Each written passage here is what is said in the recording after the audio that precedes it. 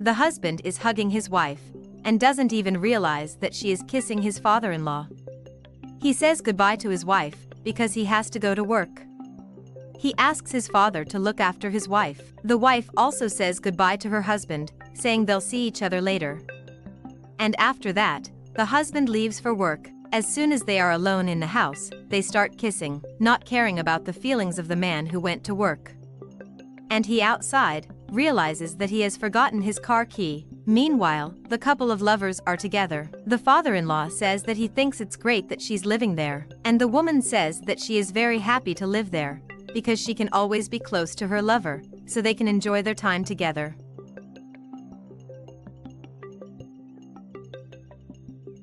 While they are kissing, the man finally opens the door and finds his father and wife sitting on the sofa, as if nothing had happened. He explains that he forgot his key, and asks if they haven't seen the car key. The wife replies that she hasn't seen it, and doesn't think it's there. The husband ends up finding the key on the floor, and then asks what the two were doing.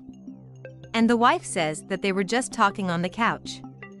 But the son thought calling for his father, when he realized that his underwear was lying on the floor. He replies that it might have been the maid, who took it to wash it and didn't see that it fell in the middle of the floor.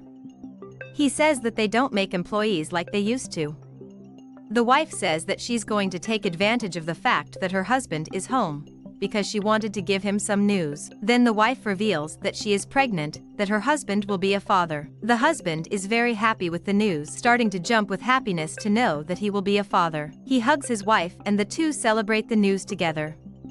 He then says that he needs to go out to work, and then they can talk about it. He also hugs his father, as he says that he will be the best grandfather in the house. And after that, the man leaves for work, as he can't be late. The father-in-law questions how she can be pregnant with his useless son. And the woman says that is exactly what he understood, that she is pregnant, but the man wants to know if she wasn't taking care of herself. And she replies that she was only taking care of herself with her husband. And the woman reveals that the baby she's expecting is actually her lover's, so it is he who will be the father. The woman says they'll live together, with the baby they're expecting.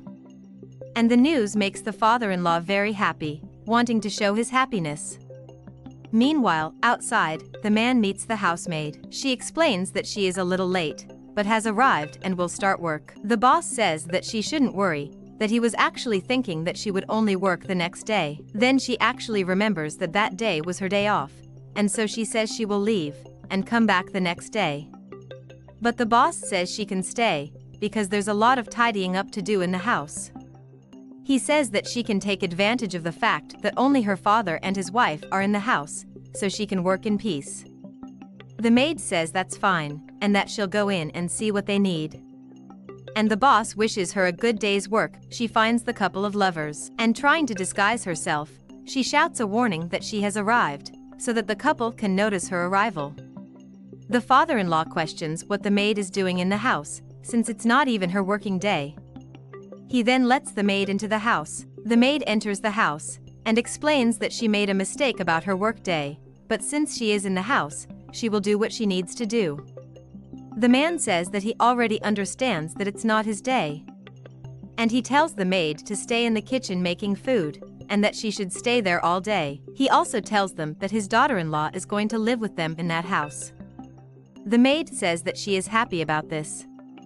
Then the man says one more thing, that whatever the woman needs in the house, he wants the maid to do immediately. Because he wants her always there to help his daughter-in-law. He wants the maid to attend to her as if she was attending to him. And the maid says that everything has been made clear, so she asks permission to start doing her job. The woman complains that the maid is just there to get in their way. And the man says she can stay calm, because they have the rest of the day to themselves. He says he told the maid to stay in the kitchen all day, so she won't even get in their way. They can be alone, enjoying each other in peace. Then he suggests that the two of them go into the bedroom, so that they can enjoy their company with more privacy. Meanwhile, in the kitchen, the maid makes a call to her boss. He answers and asks if something has happened. The maid doesn't even know how to say this, but she needs to tell this thing about the boss's father and wife. The boss asks if everything is okay. She answers yes, but she doesn't even know how to explain it to the boss. He says he's very busy, and asks if they can talk about it later. She insists on talking soon, because she is agonized by the situation. But the boss keeps saying that he's busy, and can't talk at that moment. The employee tries to insist to her boss. The maid tries to insist with the boss, but he interrupts her, saying that he needs to talk to the maid only at home, because he has many things to do at work. Then he ends the call, without the maid being able to tell him the truth.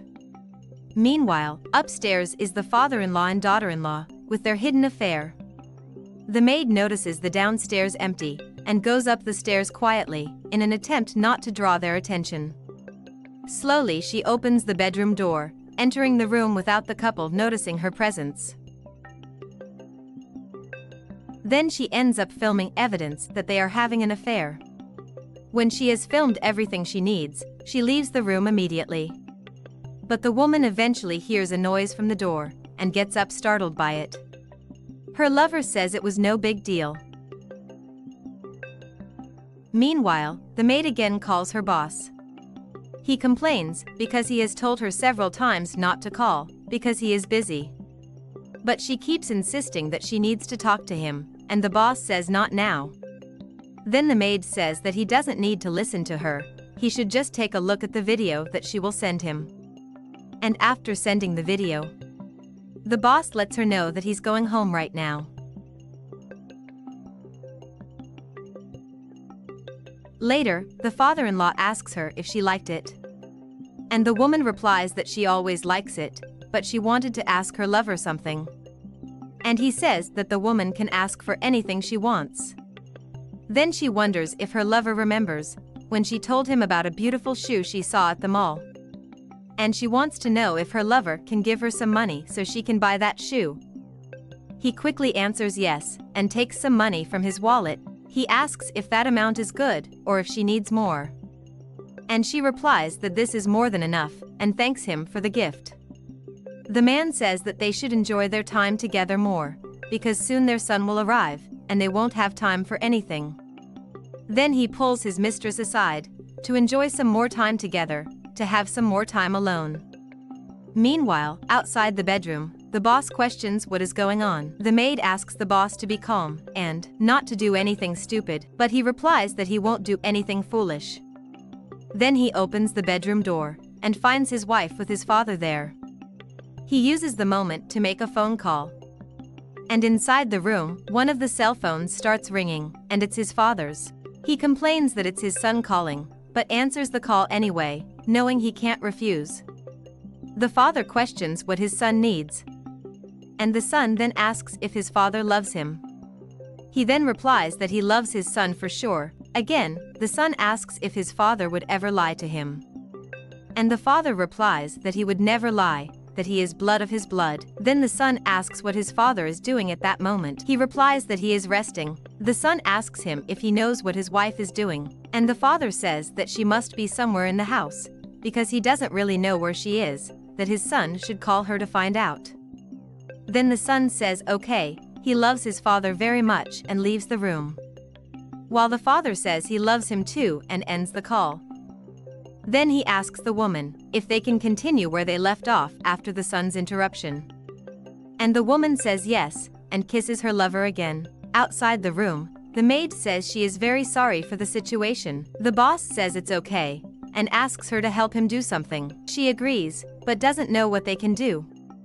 So the boss tells her the whole idea. Later, the maid is setting the table, while the boss is hiding. The couple of lovers sit at the table. And the maid says they can make themselves comfortable, because she'll be right out to get the food. As she leaves, the lovers are left alone, and the man takes advantage of the situation by saying that he is very happy. She replies that she is also very happy. The man says that he can't wait for them to raise their baby together, and the woman says that they will have an incredible life together, with all the money and fortune of the lover, that they will be able to travel and have many comforts, everything will be wonderful. He agrees, and says that he can't wait to get rid of his useless and worthless son, and his wife agrees. The man says that he wants to stay close to his mistress, with the baby they are expecting together. The son gets up and asks the father to repeat what he said. The father questions what his son is doing, because he was at work. The son doesn't care about excuses. Then the father says that his son got it all wrong, and puts all the blame on the woman. But the son says he has 3 things to tell his father. The first thing is that he wants his father to leave his house immediately, because it is his house, which his mother gave him as an inheritance. The second thing is that he never thought that his father would do such a thing to him, because he had said that they were each other's blood. The third and last thing is that he must disappear from his life. The father tries to argue, but the son yells at him to stop, ordering him to leave his house immediately. So he yells for his father to leave now. He tries to ask the son to calm down, but the son orders them both to leave, before he calls the police to throw them out. With no choice, the father must leave. The wife then asks her husband to take it easy, because she can explain everything.